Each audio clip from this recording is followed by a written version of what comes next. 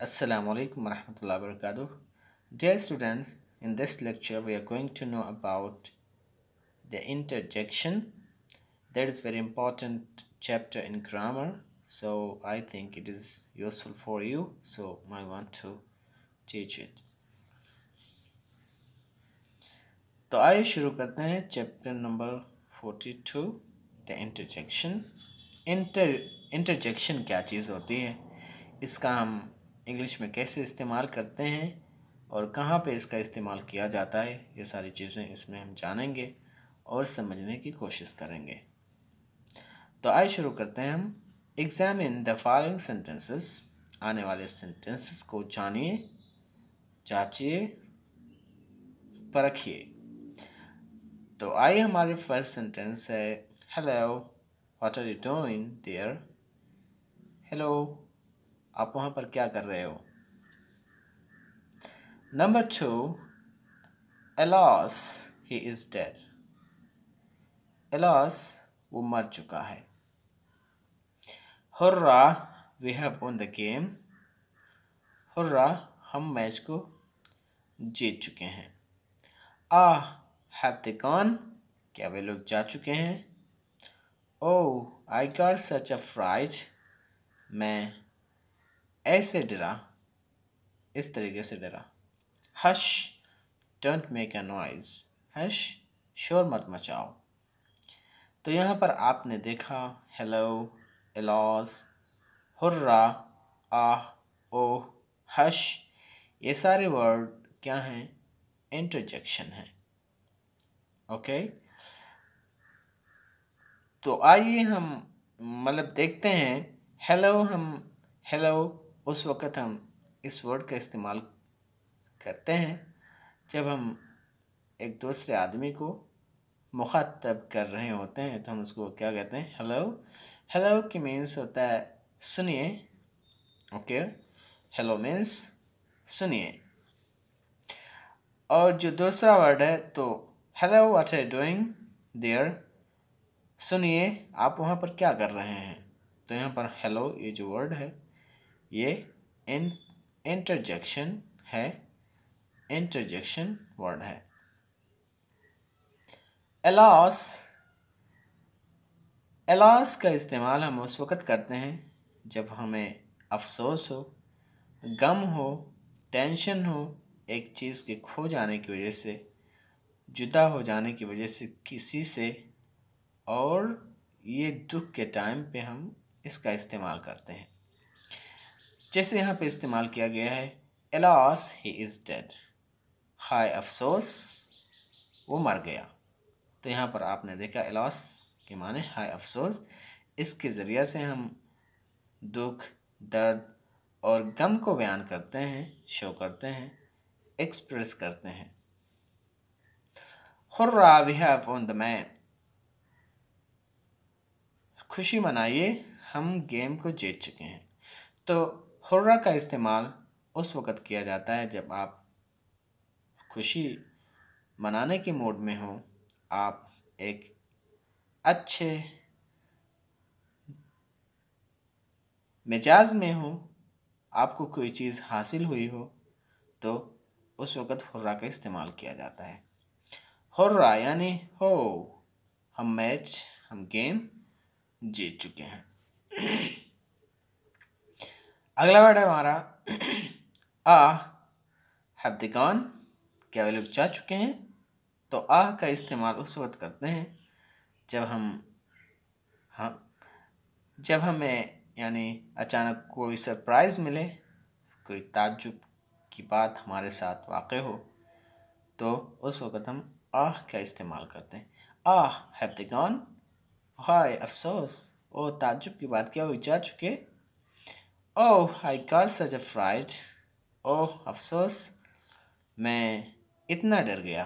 तो यहाँ पर ओह का इस्तेमाल उफ़ के तौर पे किया जा सकता है। तो और ओह का इस्तेमाल आप उफ़ के माने में कर सकते हैं, ताज्जुब के लिए या सरप्राइज़ के लिए आप इन दोनों वर्ड का इस्तेमाल कर सकते हैं। हश, हश का वर्ड जो है ये इंटरजेक्शन है और इसका माना होता है कि आप मतलब कोई आवाज़ कर रहा हो उसको आप ख़ामोश करना चाहते हो, तो इंटरजेक्शन के तौर पे आप जो वर्ड इस्तेमाल करेंगे वो करेंगे हश। हश ये खामोश कराने के लिए इसका इस्तेमाल किया जाता है। Hush don't make a noise, खामोश हो जाओ, शोर नहीं मचाओ। Okay, such words as hello, alas, hurrah, etc. are called interjections. इन जैसे वर्ड हेलो, अलास, हुर्रा और वगैरह को ग्रामर के इस्तिलाह में हम इंटरजेक्शन कहते हैं। ओके, तो यानी आपके सेंटेंस के अंदर मतलब कहीं भी इस टाइप्स के वर्ड आए तो आप उनको क्या कहोगे कि ये इंटरजेक्शंस वर्ड हैं। आगे चलते हैं। They are use to express some sudden feeling and emotion. It will be noticed that they are not grammatically related to the other words in the sentence. Okay? और इन सारे अल्फाजों का, इन सारे वर्ड्स का इस्तेमाल किया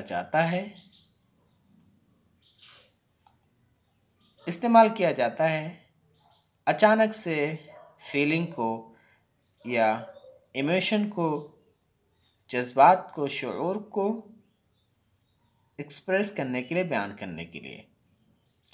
और ये भी मतलब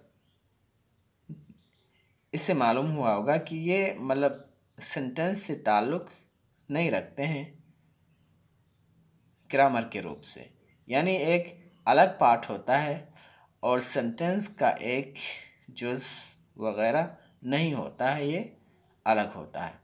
तो यानी ये जो इंटरजेक्शंस के जो वर्ड होते हैं ये शऊर को और जज्बात को बयान करने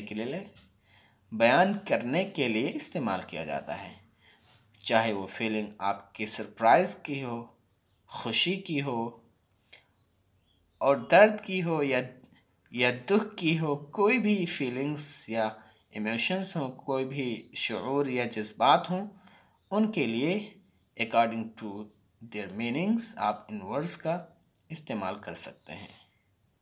और याद रहे कि ये सारे जो वर्ड हैं ये सेंटेंस के अंदर ग्रामेटिकली उस सेंटेंस से रिलेटेड नहीं होते हैं जिस सेंटेंस के अंदर इनका इस्तेमाल किया जाता है। ओके, तो आइए हम इस इंटरजेक्शन के तारीफ़ को जान लेते हैं। इसकी डेफिनेशन क्या है, इसकी जो परिभाषा है उसको हम जान लेते हैं।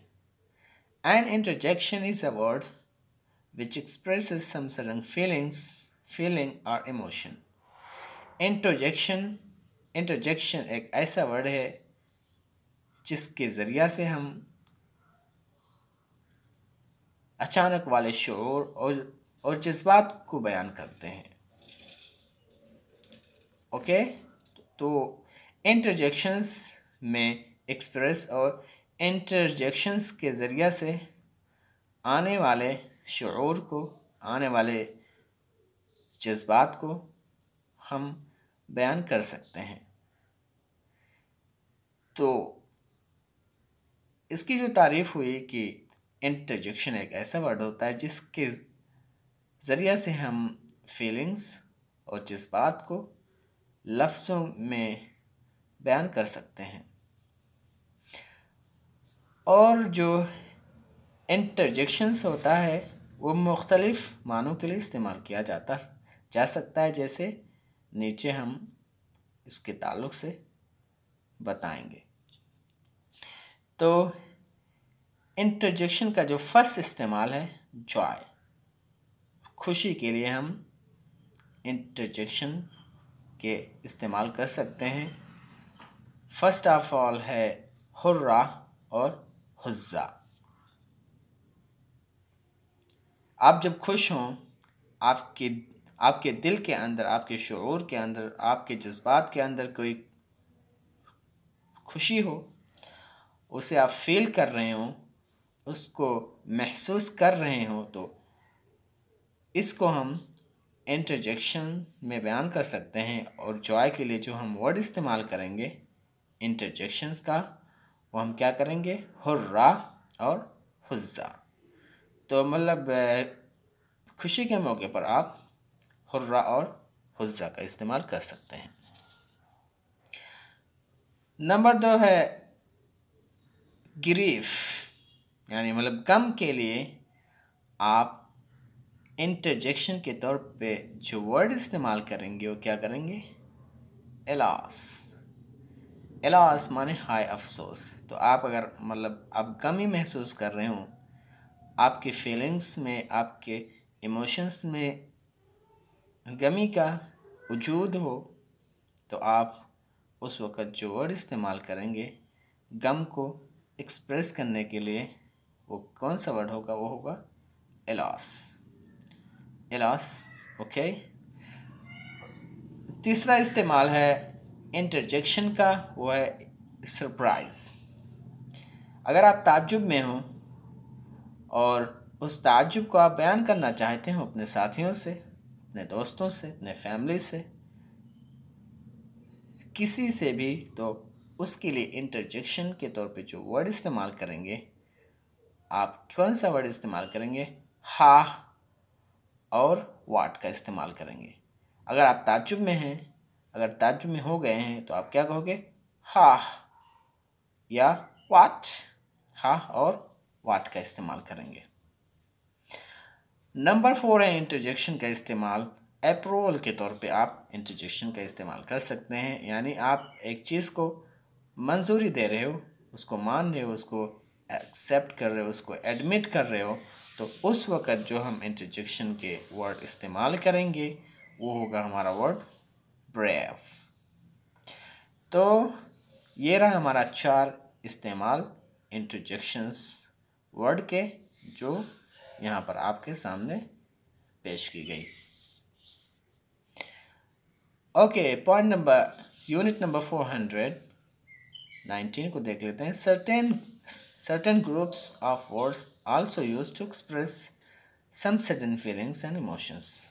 आने वाले चंद अल्फाजों के ज़रिए से भी हम अपने फीलिंग और इमोशंस को बयान कर सकते हैं। और वो इमोशन है और वो वर्ड है ah me, for shame, well done, good gracious. तो इन सारे वर्ड्स का भी इस्तेमाल इंटरजेक्शंस के तौर पे किया जा सकता है। आह मी, ओ मैं, फॉर शेम के माने छी छी आप कह सकते हो। वेल डन के माने शाबाश। एंड गुड ग्रेसियस माने होता है मेहरबानी।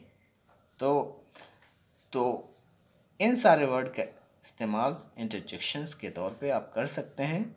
तो हमने आज के इस लेक्चर में जाना कि इंटरजेक्शन एक ऐसा लफ्ज़ होता है जिसके ज़रिए से हम अपने फीलिंग्स, अपने इमोशंस को बयान करते हैं। और वो वर्ड हैं हेलो, अलास, हुर्रा, आह, ओ, हश। और इसकी जो तारीफ़ है वो ये है कि इंटरजेक्शन एक ऐसा वर्ड है जिसके ज़रिए से हम अपने फीलिंग्स, हम अपने मतलब जज्बात को बयान करते हैं। और इंटरजेक्शंस का इस्तेमाल 4 चीज़ों के लिए किया जा सकता है, और वो है जॉय, ग्रीफ, सरप्राइज़, अप्रूवल। और भी वर्ड हैं मतलब जिनको हम इंटरजेक्शंस के तौर पे इस्तेमाल कर सकते हैं। वो है ah me, for shame, well done, good gracious. तो ये रहा आज हमारा लेसन, और मैंने सोचा कि ये काफ़ी इम्पोर्टेंट लेसन है, इसलिए आप लोगों को ये चीज़ जानना चाहिए और अपने रोज़मर्रा के ज़िंदगी में इनका इस्तेमाल करना चाहिए। इंशाल्लाह कल हम देखेंगे एक्सक्लेमेशन के बारे में। ये रहा इंटरजेक्शन और एक्सक्लेमेशन के बारे में। इंशाल्लाह कल हो सकता है हम इसके ताल्लुक़ से जानें और समझने की कोशिश करें। तो सी यू लेटर। अस्सलामु अलैकुम।